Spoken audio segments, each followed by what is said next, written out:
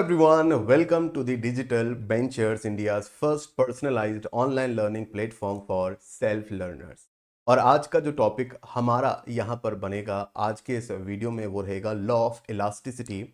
Economics का एक बहुत ही इंपॉर्टेंट टॉपिक बनता है लॉ ऑफ इलास्टिसिटी। और इसके कितने टाइप्स होते हैं, कैसे ये हमारी डे टू डे लाइफ में लॉ ऑफ इलास्टिसिटी आपका यहाँ पर लगता है, इसको हम लोग करेंगे डिस्कस आज के इस टॉपिक में। तो ये टॉपिक बेसिकली डिमांड और सप्लाई से क्लोजली रिलेटेड है। डिमांड एंड सप्लाई वाले टॉपिक को हम लोग ऑलरेडी डिस्कस कर चुके हैं। अगर आप में से किसी भी स्टूडेंट ने डिमांड और सप्लाई वाला टॉपिक अगर वॉच नहीं किया है तो पहले एक काम कीजिए, डिमांड एंड सप्लाई वाले टॉपिक को पहले अच्छे से देख लीजिए, अच्छे से समझ लीजिए, अच्छे से पढ़ लीजिए। उसके बाद आप लॉ ऑफ इलास्टिसिटी को पढ़ने आइएगा तो ये टॉपिक आपको बेटर समझ में आएगा। ओके, तो चलिए शुरू करते हैं और डिस्कशन स्टार्ट करते हैं। सबसे पहले हम लोग यहाँ पर ये समझते हैं कि meaning of elasticity of demand. पहले तो आपको ये समझना होगा कि इलास्टिसिटी वर्ड का क्या मतलब होता है, इलास्टिसिटी का अर्थ क्या होता है। वैसे हम इलास्टिसिटी की बात करें तो इसे लोचता कहते हैं या लोच कहते हैं। मतलब जैसे कि होता है ना, एक रबड़ बैंड होती है। तो अगर कोई रबड़ बैंड है, फॉर एग्जाम्पल ये कोई रबड़ बैंड है, रबड़ बैंड को हम जितना खींचते हैं रबड़ बैंड उतना खींचता है, करेक्ट है। एक रबड़ बैंड है मान लेते हैं, और इस रबड़ बैंड को हमने पॉइंट ए से पॉइंट बी की तरफ खींचना शुरू किया। तो ये है रबड़ बैंड, तो रबड़ बैंड ए और रबड़ बैंड का पॉइंट बी, तो हम इसे खींच रहे हैं तो ये खींच रहा है। वैसे रबड़ बैंड इतना सा है, रबड़ बैंड को अगर आप छोड़ देंगे तो ये छोटा हो जाएगा, इतना सा है। लेकिन जब इसे हम खींचेंगे तो ये पॉइंट ए से लेकर पॉइंट बी तक इतना खींचेगा, करेक्ट है।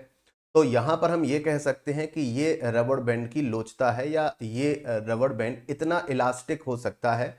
यानी कि अगर हम इस रबड़ बैंड को खींचेंगे तो इसकी लंबाई में इतना बदलाव हो सकता है, ठीक है। तो इसे कहेंगे इलास्टिसिटी। इसी तरह से होता है इन इलास्टिसिटी, यानी कि अगर हम बहुत सारी रबड़ बैंड्स को ले लें और फिर उन्हें खींचने की कोशिश करें तो वो नहीं खींचेगा, क्योंकि नंबर ऑफ रबड़ बैंड्स की वजह से खिंचाव ज्यादा नहीं होगा, तो वो इन इलास्टिक है। तो यहां पर जो हम इलास्टिसिटी को समझ रहे हैं वो ध्यान से समझिएगा। इलास्टिसिटी का मतलब हो जाता है एक तरीके से खिंचाव, या यूं कहें कि यहां पर इलास्टिसिटी का मतलब एक तरीके से कि आपकी डिमांड में कितना बदलाव आएगा। अगर हम रबड़ को खींचेंगे तो रबड़ कितना खिंच सकता है, कितना उसकी लेंथ बदल सकती है, कितनी उसकी लेंथ बढ़ सकती है, छोड़ेंगे तो कितनी कम हो सकती है ना। तो इसी को हम यूज कर रहे हैं डिमांड में। पहले ध्यान से सुनिएगा, डिमांड फॉर अ कमोडिटी, किसी भी वस्तु की जो मांग आपकी यहां पर होती है वो अफेक्ट करती है बहुत सारे फैक्टर्स पर।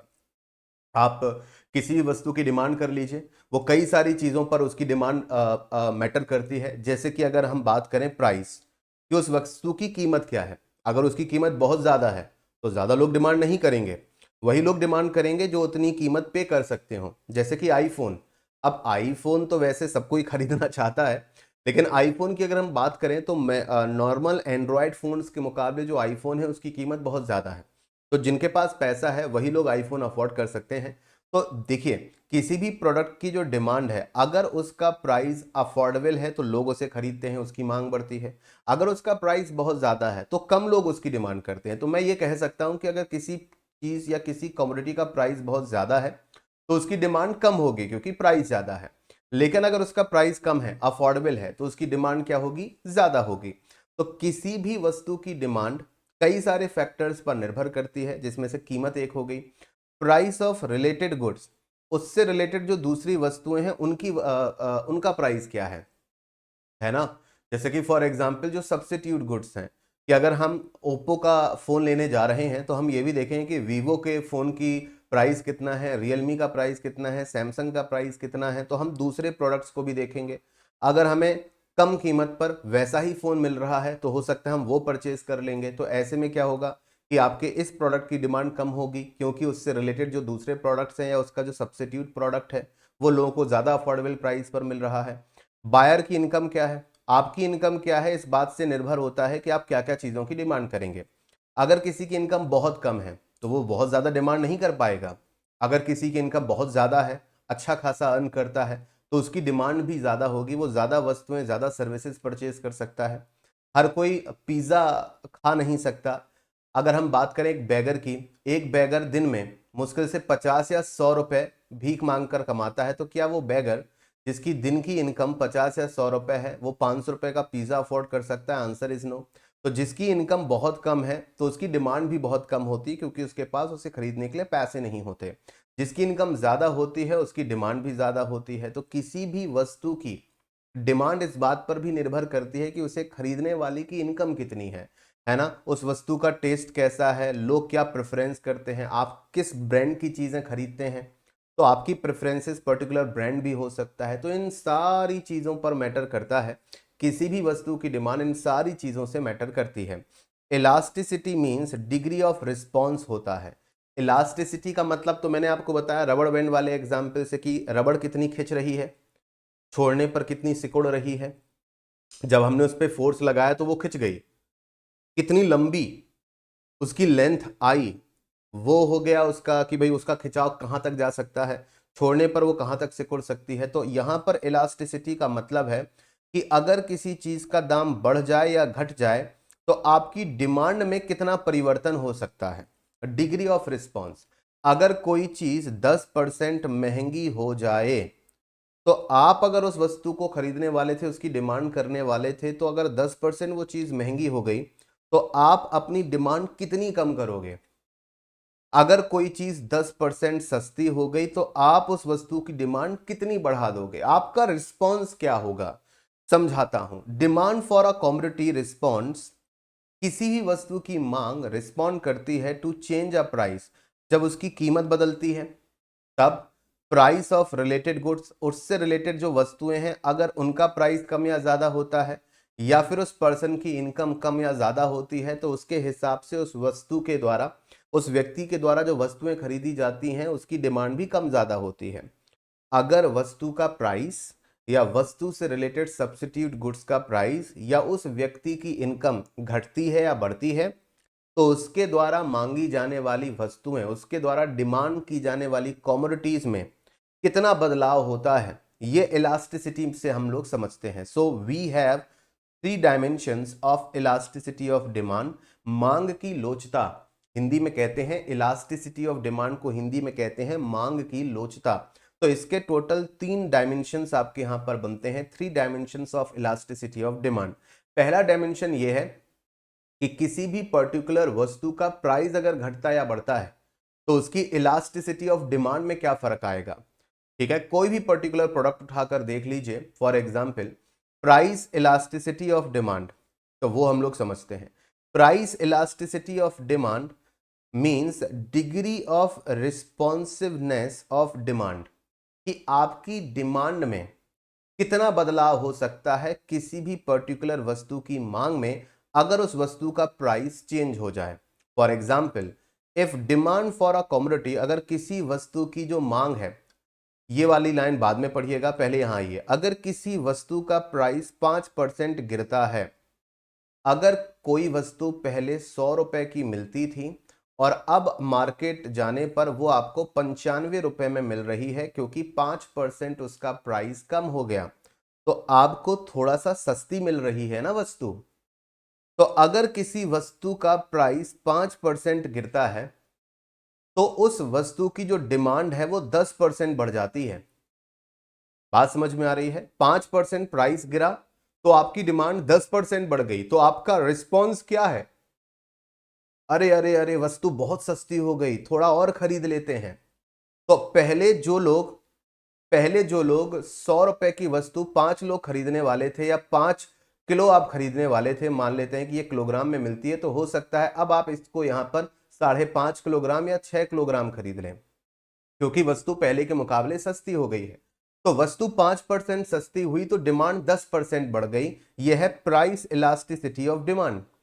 ऐसा भी हो सकता था कि अगर वस्तु 50% सस्ती हो जाती, अगर वस्तु 50% सस्ती हो जाती तो डिमांड 100% बढ़ जाती, मतलब दुगनी हो जाती मांग। तो जितना प्राइस गिरता जाएगा उसी हिसाब से डिमांड आपकी बढ़ती जाएगी। 5% प्राइस कम हुआ, 10% मांग बढ़ गई। 5 की जगह 50% प्राइस कम हुआ, वस्तु की मांग दोगुनी हो गई। तो परसेंट इसको कैसे निकालते हैं? Price elasticity of demand. तो प्राइस इलास्टिसिटी ऑफ डिमांड है, ऊपर हम रखेंगे percentage change in the quantity demanded. तो यहाँ पर अगर हम बात करें तो 10% का बदलाव आया है क्वांटिटी डिमांडेड में, और यहाँ पर प्राइस कम हुआ है 5%। तो फाइनल जो अमाउंट या फाइनल जो हमारा कंक्लूजन निकल कर आया है वो है -2, यानी कि डिमांड जो आपका यहाँ पर बेसिकली जो आपका प्राइस है, ठीक है, उसके घटने से यहाँ पर जो आपकी डिमांड है, मांग है, वो आपकी यहाँ पर 10% इंक्रीज हुई है। ये -2 ये बेसिकली आपको बताता है कि प्राइस इलास्टिसिटी ऑफ डिमांड आपकी यहाँ पर -2 है। ठीक है, इसी तरीके से इनकम इलास्टिसिटी ऑफ डिमांड भी है। इनकम इलास्टिसिटी ऑफ डिमांड क्या है कि अगर इनकम कम या ज्यादा होती है तो उस हिसाब से डिमांड कम या ज्यादा होगी। Income elasticity of demand refers to the degree of the responsiveness of the demand for a commodity to the change in the income of its buyer. Buyer की इनकम में अगर बदलाव होता है तो दो ही तरीके से बदलाव हो सकता है। अगर बायर की इनकम बढ़ जाती है तो उसके द्वारा वस्तुओं की डिमांड भी बढ़ जाएगी। अब आपकी जेब में ज्यादा पैसा आएगा तो आप ज्यादा डिमांड नहीं करेंगे, आपके पास पहले के मुकाबले ज्यादा पैसा है तो आप ज्यादा डिमांड करेंगे। अगर आपकी इनकम पहले के मुकाबले कम हो जाती है तो आपके द्वारा की गई डिमांड भी कम हो जाएगी। यानी कि बायर की इनकम अगर घटती है या बढ़ती है तो उसी हिसाब से कमोडिटी की जो डिमांड है वो भी घटेगी बढ़ेगी। आप पहले 1 लाख रुपए कमाते थे, अब 50,000 ही कमा रहे हैं। पहले आप 50,000 कमाते थे, अब 25,000 ही कमा रहे हैं। तो इस हिसाब से आपकी डिमांड क्या होगी, उसके हिसाब से आपकी डिमांड भी घट जाएगी। सपोज इनकम ऑफ बायर, किसी खरीदार की जो आय है वो 10% बढ़ जाती है। पहले वो कमाता था 30,000 रुपए, अब वो कमा रहा है 33,000 रुपए, तो उसकी इनकम में 10% की वृद्धि हो गई, उसकी इनकम 3,000 रुपए बढ़ गई। तो बढ़ी हुई इनकम बढ़ी हुई डिमांड को मतलब डिमांड को प्रमोट करेगी। तो यहां पर कमोडिटी की जो डिमांड है वो 20% बढ़ गई।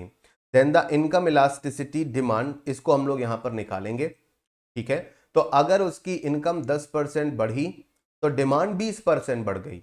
इसका उल्टा भी हो सकता है, अगर उसकी इनकम 10% घटी तो कमोडिटी की डिमांड में 20% की गिरावट भी आ सकती है। तो इनकम इलास्टिसिटी ऑफ डिमांड हम कैसे निकालते हैं, इनकम इलास्टिसिटी ऑफ डिमांड को हम यहां पर निकालते हैं, ऊपर की तरफ हम रखेंगे जो परसेंटेज चेंज है क्वांटिटी डिमांडेड में। तो 20% क्वांटिटी बढ़ गई थी डिमांड में, और उसकी जो इनकम है, अगर हम बात यहां पर करें, इनकम आपकी यहां पर क्या थी, 10% आपकी राइज हुई थी। तो यहां पर इनकम इलास्टिसिटी ऑफ डिमांड आपकी क्या हो जाएगी, 2 हो जाएगी। ठीक है, आगे क्रॉस इलास्टिसिटी ऑफ डिमांड क्या होती है। Cross elasticity of demand means degree of the responsiveness of the demand, मतलब आपकी मांग में कितना बदलाव होता है फॉर अ कमोडिटी, किसी वस्तु की मांग में, अगर change in price of related goods, जो कि आपकी सब्स्टिट्यूट गुड्स हो सकती हैं या फिर कॉम्प्लीमेंट्री गुड्स हो सकती हैं। इसको एग्जाम्पल से समझते हैं, सब्स्टिट्यूट गुड्स क्या होती हैं, कॉम्प्लीमेंट्री गुड्स क्या होती हैं। सब्स्टिट्यूट गुड्स हम लोग देख लेते हैं, जैसे कि चाय या कॉफी। सुबह उठकर इंसान को, या तो देखो हो सकता है बहुत सारे लोग चाय ना पीते हो, बहुत सारे लोग कॉफी भी ना पीते हो, लेकिन हम ये मान के चल रहे हैं कि अब इकॉनमी में ऐसे काम नहीं चलता। इकॉनमी की एक बड़ी पॉपुलेशन या तो चाय पीती है या कॉफी पीती है, करेक्ट है।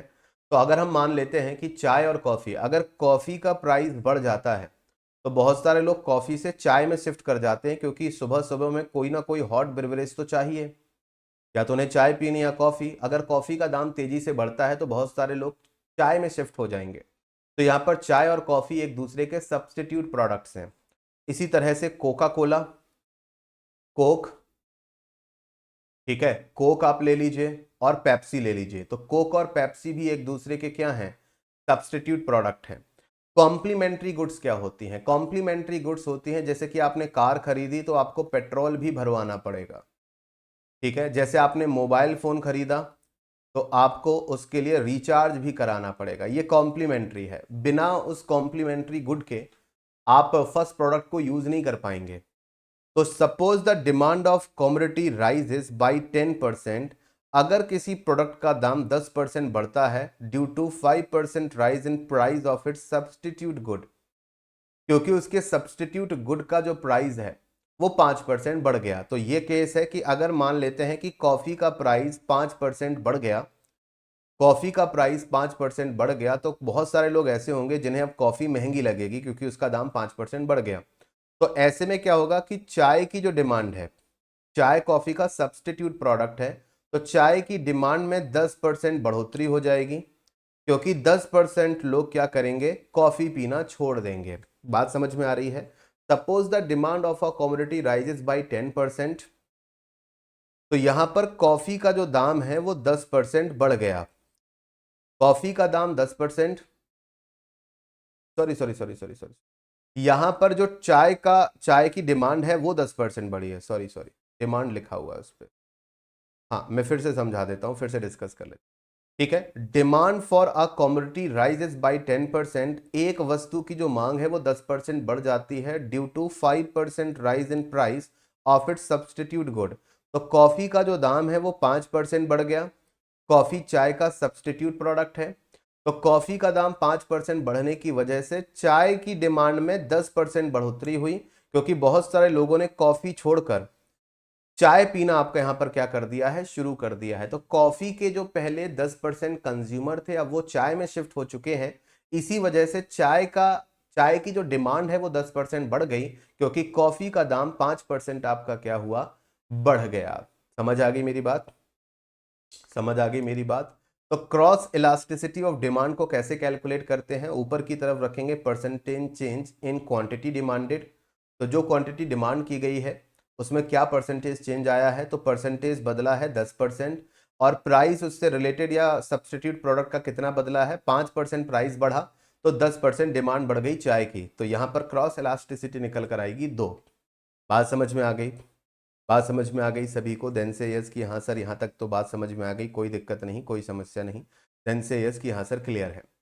अब प्राइस इलास्टिसिटी ऑफ डिमांड के अलग अलग सिनेरियोज बन सकते हैं, प्रोडक्ट के हिसाब से, कमोडिटी के हिसाब से, क्योंकि कुछ प्रोडक्ट ऐसे होते हैं जो आपको चाहिए ही चाहिए, वो आपकी बेसिक नेसेसिटी होते हैं, बिना उनके काम नहीं चलेगा। कुछ प्रोडक्ट ऐसे होते हैं जो लग्जरी प्रोडक्ट्स होते हैं, अगर उनकी प्राइस बहुत बढ़ जाता है तो हो सकता है आप उसे ना खरीदें। कुछ चीजें ऐसी होती हैं जो आपके लिए जरूरी तो होती हैं, लेकिन अगर उसका दाम बढ़ता है तो आप फिर भी उन्हें खरीदते तो रहते हैं, लेकिन कम क्वांटिटी में। फॉर एग्जाम्पल, अगर मान लेते हैं कि किचन के लिए टमाटर आपको खरीदने हैं, टमाटोज आप परचेज करने जाते हो, टमाटोज या पोटैटोज, आप बाजार जाते हो, सब्जी बाजार जाते हो, और आपको ये पता चलता है कि पिछले हफ्ते टमाटर के दाम 60 रुपए पर केजी थे, आपके लिए अफोर्डेबल था, तो आप 1 किलो टमाटर खरीद कर ले आए, क्योंकि बिना टमाटर के सब्जी या किचन में काम नहीं चल सकता। लेकिन अगले हफ्ते जब आप बाजार गए और आपको पता चला कि टमाटर का दाम दोगुना हो गया है, टमाटर अब 120 रुपए प्रति किलोग्राम बिक रहा है। टमाटर जरूरी है, बट अब आपको लगता है कि इन फ्यूचर हो सकता है टमाटर के दाम गिर जाएं।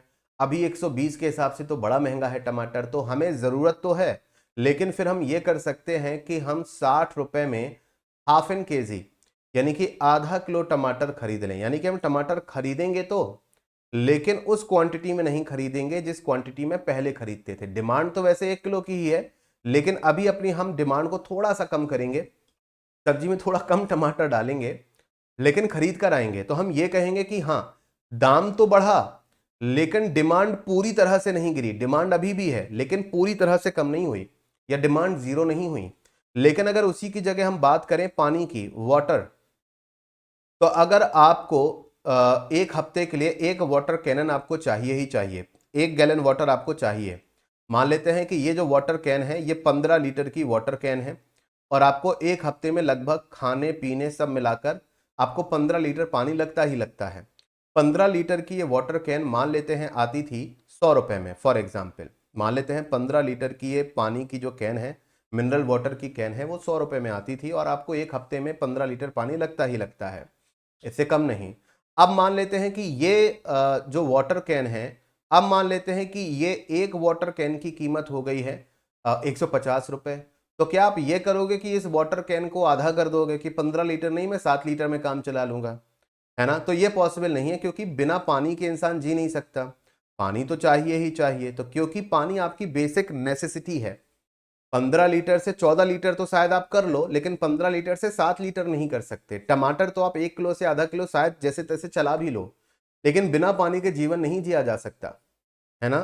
तो यहां पर बात निकल कर आती है कि यहां पर आपके 150 हो जाए या 250 हो जाए या 200 हो जाए, आपको पानी 15 लीटर चाहिए तो चाहिए, क्योंकि जब प्यास लगेगी तो आप ये थोड़ी देखोगे कि पानी कितना महंगा है। ₹200 का पानी है, आप अभी भी खरीद तो सकते ही हो ना, तो आप इसे खरीदोगे ही खरीदोगे।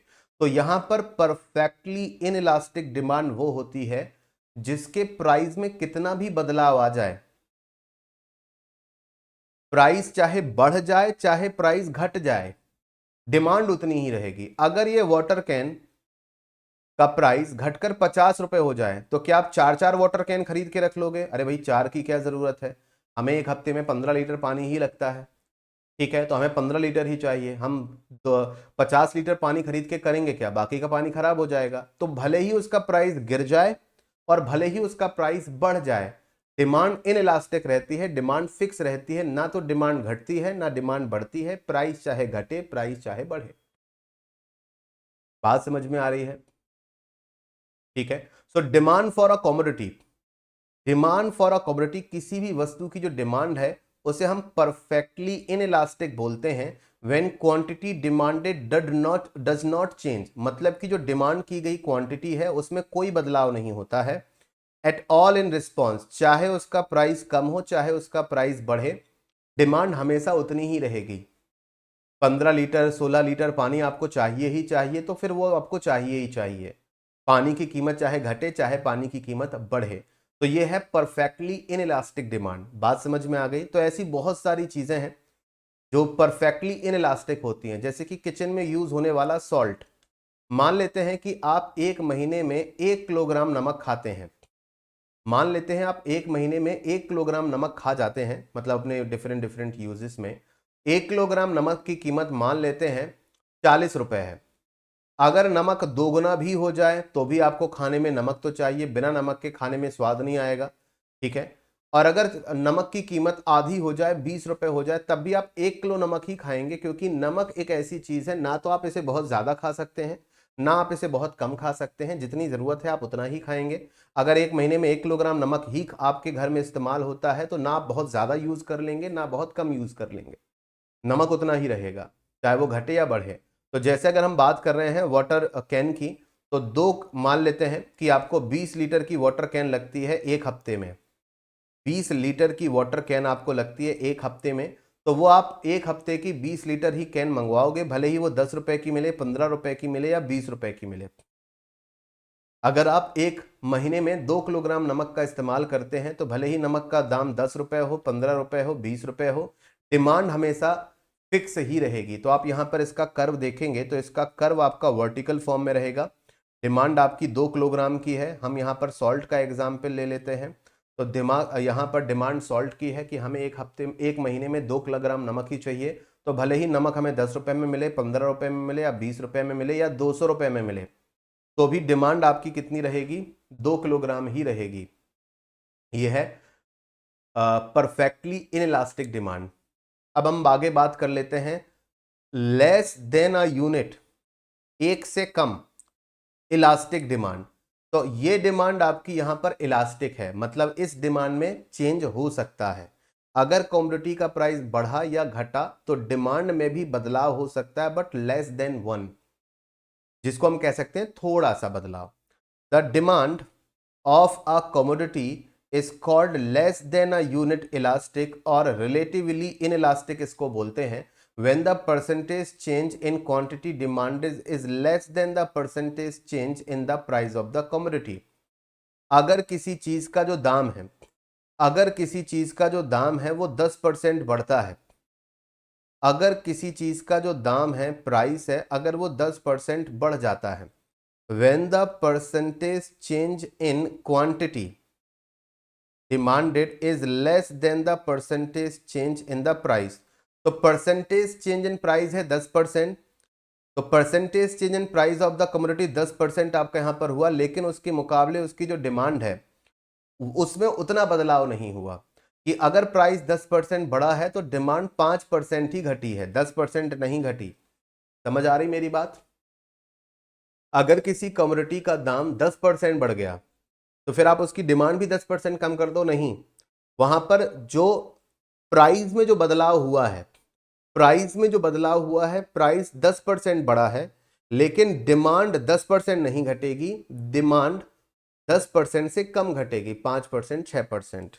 ग्राफिकली इसका जो डिमांड है वो ज़्यादा, इसका जो कर्व होता है, इसका जो वक्र होता है, इसकी जो लाइन होती है वो ज़्यादा स्टीपर होती है।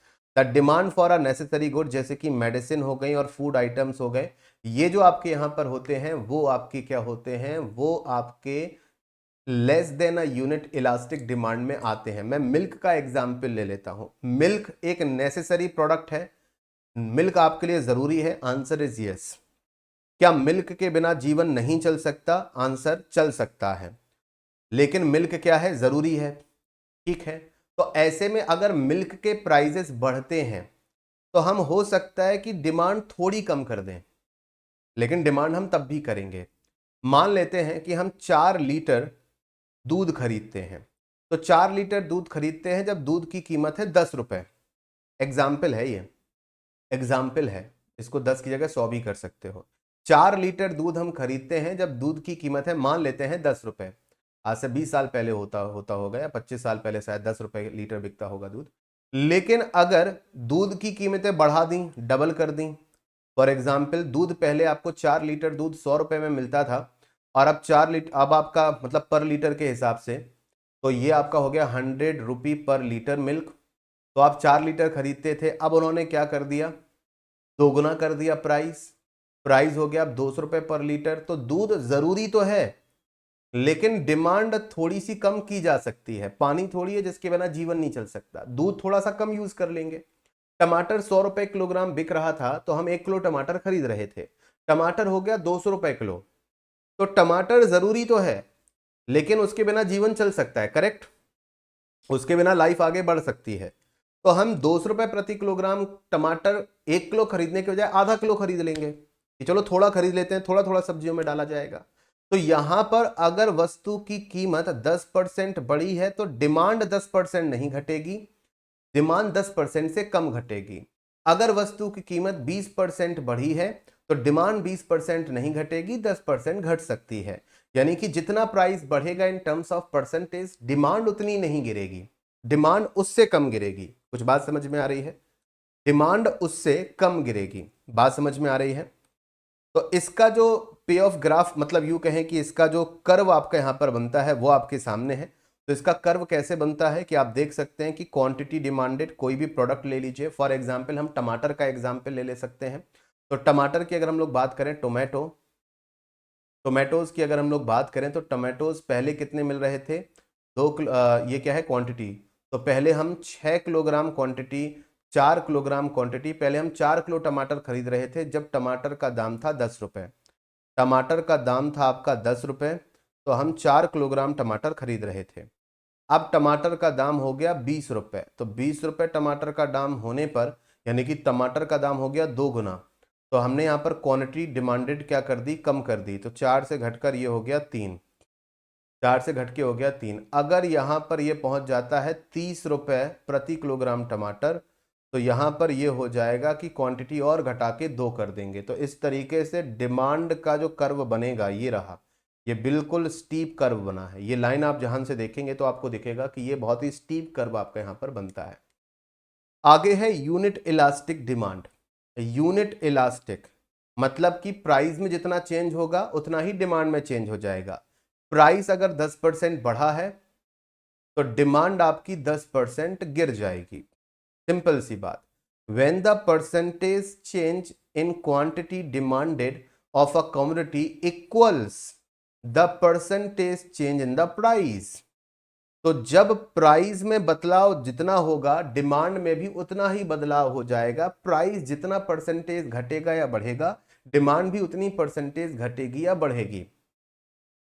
इसको पहले हम एग्जाम्पल से समझ लेते हैं, फिर आपको सारी चीजें क्लियर रहेंगी। अब यहां पर ध्यान से देखिएगा, यह है आइसक्रीम का एग्जाम्पल। आइसक्रीम के एग्जाम्पल पे क्या है कि मान लेते हैं कि अगर 20 रुपए पर आइसक्रीम हमें मिल रही थी, 20 रुपए पर आइसक्रीम हमें मिल रही थी, तो हमने बच्चों के लिए 40 आइसक्रीमें खरीद ली, क्योंकि 20 रुपए के हिसाब से 40 कितना हुआ, 20 रुपए की आइसक्रीम है और खरीदी है हमने बच्चे की बर्थडे पार्टी के लिए 40 आइसक्रीम है। तो टोटल हमने कितना खर्च किया, टोटल हमने खर्च किया 800 रुपए। तो मान लेते हैं बच्चे की बर्थडे पार्टी के लिए टोटल बजट 800 है। लेकिन अगर वही आइसक्रीम हमें दुकानदार 30 रुपए की देगा, तो वहीं पर क्योंकि अब ये बजट से बाहर जाएगा, तो आइसक्रीम कोई ऐसी चीज नहीं है जिसकी जरूरत है ही है, इसके बिना जीवन नहीं चलेगा, इसके बिना जीवन चल सकता है।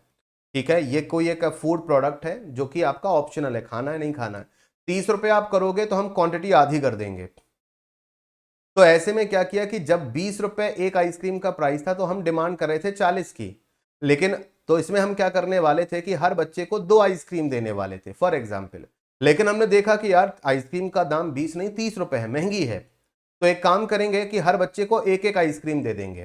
तो यहां पर डिमांड जस्ट आधी हो गई, दिख रहा है आपको, डिमांड क्या हो गई, डिमांड जस्ट आधी हो गई। तो आइसक्रीम के पॉइंट ऑफ व्यू से आप समझिए, अगर यही पानी होता, अगर यही वाटर होता, तो क्या हम ऐसा ही करते? नहीं, पानी के केस में ऐसा नहीं होता, पानी की डिमांड हमेशा 40 ही रहती, भले ही उसका प्राइस कितना भी हो जाता। परसेंटेज चेंज जितना होगा उतना ही डिमांड में चेंज होगा।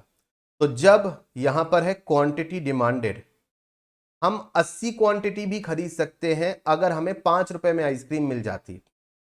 तो अगर हमें एक आइसक्रीम 10 रुपए में मिलती तो हम ये सोचते हैं कि यार महंगी थोड़ी पड़ रही है, हर बच्चे को हम 3 आइसक्रीम दे देंगे। अगर हम 60 आइसक्रीम खरीद रहे हैं तो हर बच्चे को 3 आइसक्रीम दे देंगे, क्योंकि हमें एक आइसक्रीम 10 रुपए में पड़ रही है। तो 10 गुणे 60, तो ये फिर भी आपका पैसा हुआ 600 रुपए, अभी भी आपके बजट के अंदर है। तो आप एक बच्चे को 3 आइसक्रीम दे सकते हैं अगर एक आइसक्रीम की कीमत 10 रुपए है। लेकिन अगर एक आइसक्रीम की कीमत बढ़कर 20 रुपए हो गई तो यहां पर हमने क्वांटिटी घटा दी और अब हम 40 डिमांड ही करेंगे, क्योंकि हर बच्चे को हम 2 दे देंगे। आइसक्रीम और महंगी हो गई, तो हमने 30 रुपए के हिसाब से केवल हमने 20 ही आइसक्रीम खरीदी कि चलो एक बच्चे को एक ही आइसक्रीम आपकी यहां पर दी जाएगी, एक बच्चे को एक ही आइसक्रीम आपकी यहां पर दी जाएगी। क्लियर है मेरी बात? अगर आइसक्रीम का प्राइस 40 हो गया तो हो सकता है हम आइसक्रीम ना खरीदें, आइसक्रीम का जो हमारा एक तरीके से आइसक्रीम का जो हमारा एक तरीके से आइडिया था वो हम ड्रॉप कर देंगे, हम उसकी जगह कुछ और खरीद लेंगे। करेक्ट है मेरी बात? करेक्ट है मेरी बात? करेक्ट है मेरी बात? तो ये है आपका यहां पर, ये आप समझ गए ये क्या है, ये है यूनिट इलास्टिक डिमांड आपकी यहां पर कहलाएगी, ये कहलाएगी unit elastic demand. I hope कि आप ये पॉइंट क्लियर हो गया होगा।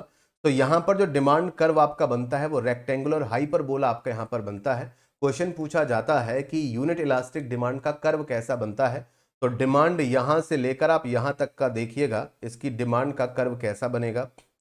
डिमांड आपकी यहां से शुरू होती है, डिमांड आपकी यहां से शुरू होती है, मतलब नीचे से शुरू होगी। तो पहले आप 80 भी खरीद सकते थे अगर 5 रुपए में दे देता, तो 5 रुपए की आइसक्रीम अगर दे देता, हम 80 आइसक्रीम खरीदते तो भी हमें 400 रुपए में सारी 80 आइसक्रीमें मिल जाती। तो डिमांड कर्व आपका रहेगा हाइपरबोला। ठीक है, चलिए इसके बाद है more than elastic demand, more than a unit elastic demand. More than a unit, अभी तो हमने ये देखा कि 1 = 1 था, अगर प्राइस 10% बढ़ता है तो डिमांड 10% कम हो जाएगी, प्राइस 10% घटता है तो डिमांड 10% बढ़ जाएगी।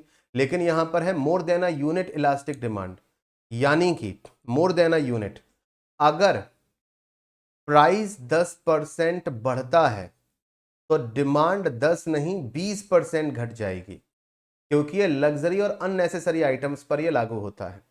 अगर कीमत 10% गिरती है तो डिमांड 20% तक बढ़ जाएगी। When the percentage change in quantity demanded of a commodity is more than a percentage change in price, जो उस वस्तु का प्राइस परसेंटेज चेंज है वो क्वांटिटी डिमांड परसेंटेज से ज्यादा, मतलब उससे कम है। इसको मैं अभी आपको एग्जाम्पल के तौर पर बताऊंगा। The demand for a commodity is called more than a unit elastic और अ हाईली इलास्टिक, यानी कि अगर किसी वस्तु का दाम प्राइस 10% बढ़ा तो डिमांड 20% तक घट जाएगी, एक से ज्यादा। बात समझ में आ रही है? ये जो डिमांड कर्व होता है वो लग्जरी गुड्स पर होता है। ठीक है, जैसे कि अगर हम बात करें आईफोन की, बात कर लेते हैं आईफोन की, अगर बात करें ये एक लग्जरी प्रोडक्ट होता है।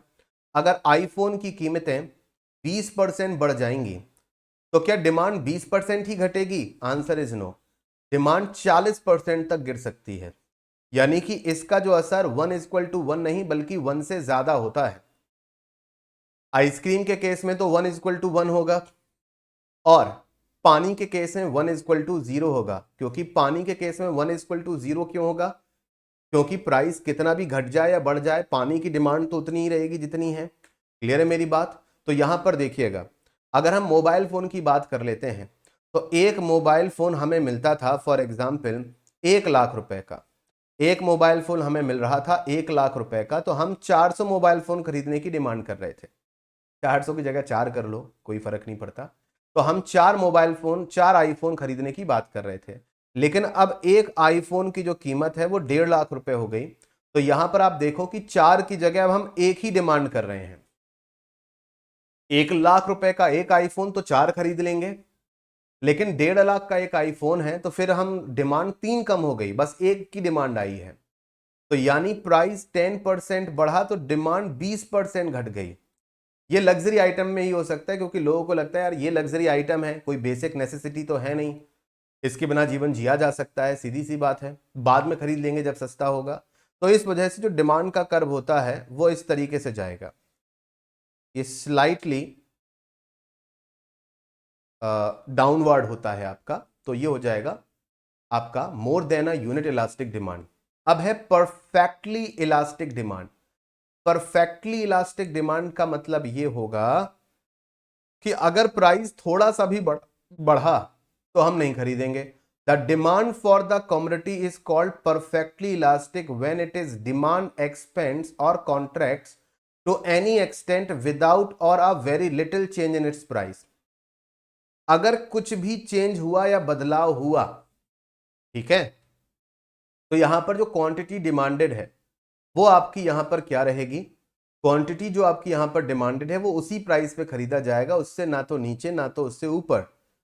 ठीक है, the demand for the commodity is called perfectly elastic when its demand expands और contracts to any extent without और very little change in its prices. Price है 20 रुपए, तो हम डिमांड कर रहे हैं 2 वस्तुओं की। प्राइस फिर से 20 है तो हम 4 भी डिमांड कर सकते हैं। अब इसका क्या एग्जाम्पल लिया जाए? ऐसी चीज जिसका प्राइस लगभग हमेशा फिक्स ही रहता हो, ठीक है, और हम अपनी जरूरत के हिसाब से जो क्वांटिटी है वो खरीदते बेचते रहते हैं, खरीदते रहते हैं जरूरत के हिसाब से। लेकिन अगर प्राइस थोड़ा भी ऊपर नीचे हुआ तो हम क्या करते हैं? हम वस्तु या तो नहीं खरीदेंगे या फिर ना के बराबर खरीदेंगे, जरूरत ही नहीं है। जैसे कि फॉर एग्जाम्पल क्या ले सकते हैं इसका एग्जाम्पल?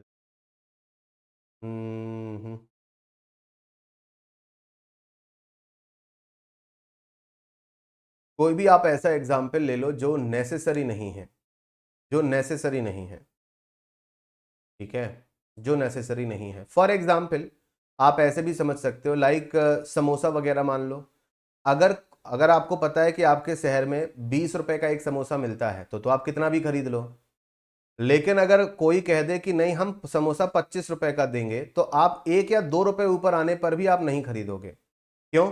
क्योंकि आपको पता है कि पूरे शहर में 20 रुपए का समोसा बिक रहा है, ये व्यक्ति 22 रुपए का बेच रहा है, ये व्यक्ति 25 रुपए का बेच रहा है, तो आप एक भी नहीं खरीदोगे, क्योंकि आपके पास ऑप्शंस अवेलेबल हैं। समोसा या कोई ऐसा आइटम जो हर जगह, जैसे कि कोई टॉफी है, एक पर्टिकुलर टॉफी आपको 1 रुपए की मिलती है हर जगह। वही टॉफी कोई अगर 1.5 यानी कि 1.5 रुपए में बेच रहा है, तो ऐसे में आप एक भी नहीं खरीदोगे। आप कहोगे हर जगह तो एक की बिकती है, तो आप 1.5 की बेच रहे हो, हम नहीं लेंगे।